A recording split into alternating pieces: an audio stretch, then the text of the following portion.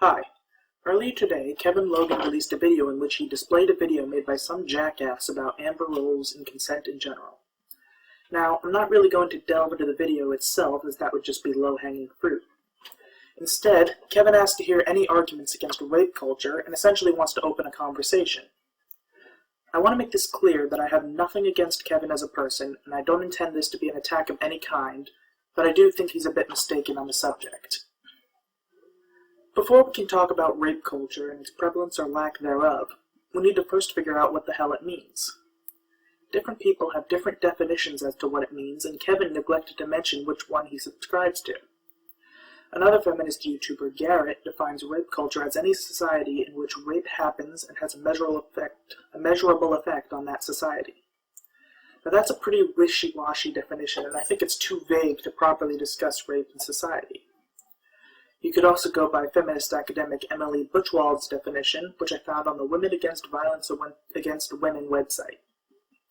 Buchwald defines rape culture as a complex set of beliefs that encourage male sexual aggression and supports violence against women.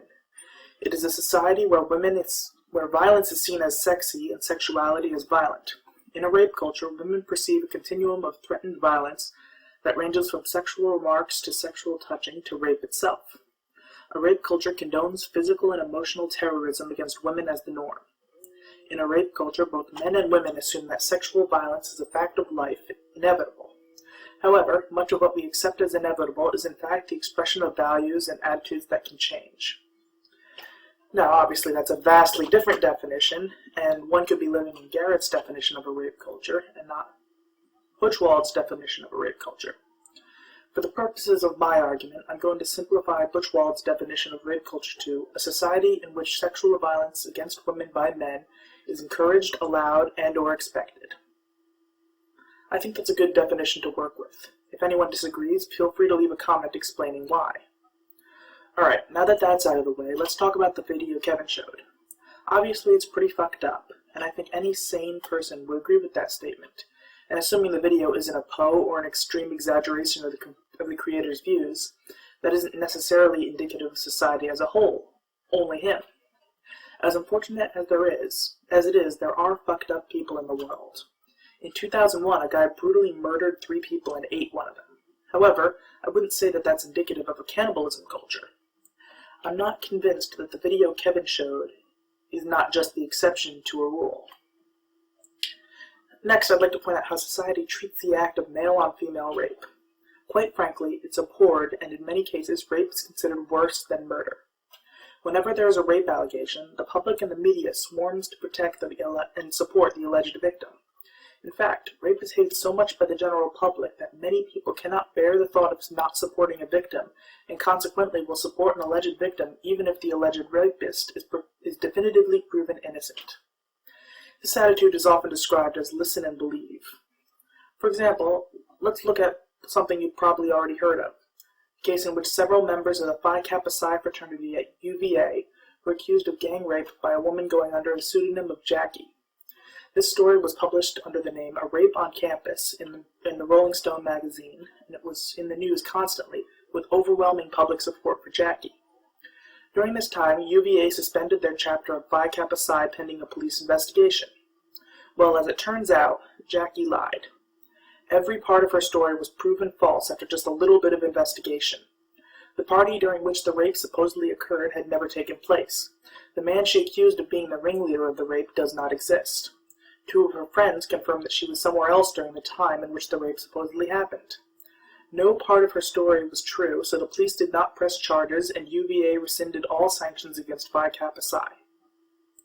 Now, I don't think a rape culture would have let such an easily disproven story become as much of a sensation as Jackie's story did, but even that pales in comparison to what happened almost immediately after the news broke that Jackie's story was false. As is always the case when internet people get outraged, a hashtag emerged. This time, it was I Stand With Jackie. Despite overwhelming evidence to the contrary, people still tried to claim that Jackie was really raped. I've linked several articles following the same tune, along with an in-depth analysis that was actually published in the Rolling Stone entitled A Rape on Campus, What Went Wrong. I'd highly recommend reading this, as it's not only quite interesting, but it's informative too. It explains exactly how and why Rolling Stone screwed up, how its fact checkers screwed up, and how the original author of the article screwed up. Now, I'd say it's pretty cut and dry that the UVA gang rape case did not happen. I cannot accept that I Stand With Jackie would be possible in an actual rape culture that normalizes rape. Now, I also think that the concept of rape culture is fundamentally flawed, and while it accuses society of normalizing and accepting rape, it itself normalizes and accepts rape. Now, to be clear, I'm talking about Western society as a whole. There are obviously rape cultures out there. U.S. prisons, ISIS-controlled areas, and anywhere that has civil war going around can be accurately described as rape cultures. In the U.S., in Canada, in Europe, in Australia, rape is not a part of society, and no first world nation allows or encourages it. Yes, there are individuals who rape, but if this society that supposedly normalizes rape discovers them and convicts them, they're on the fast track to themselves getting raped in prison. And fun fact, even prisoners hate non-prison rapists. They are scum, the lowest of the low. I do not see how a society can be considered a rape culture if even the criminals, the bottom, the dregs of society, even they hate rapists. Kevin, if you're watching this, I would love to hear your thoughts. Please leave a comment and we can continue this discussion. Hell, if you're not Kevin and you're watching this, leave a comment anyway, whether you agree or disagree.